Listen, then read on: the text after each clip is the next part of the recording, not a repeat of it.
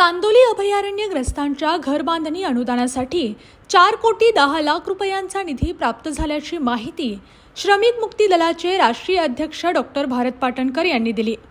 सलग 45 दिवस अभयारण्यग्रस्तांनी जिल्हा वन विभागाच्या कार्यालयासमोर ठिय्या आंदोलन केले होते।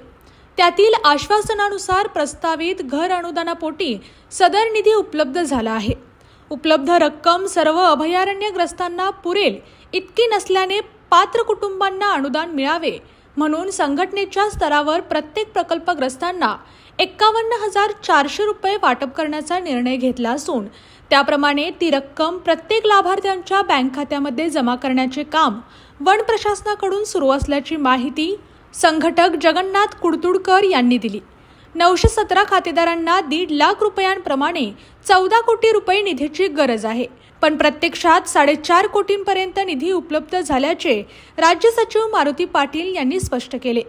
वारुळपैकी गोठणे येथील वसाहतीमधील अभयारण्यग्रस्तांना 6 हेक्टर 44 एकर शेतजमिनीचे आठवड्यात वाटप करण्याची वन प्रशासनाने ग्वाही दिली होती, पण महिना झाला तरी शेतजमीन वाटपाचे एक पाऊलही पुढे पडत नसल्याने गोठणे येथील अभयारण्यग्रस्त धोंडीबा पोवार यांनी खंत मांडली।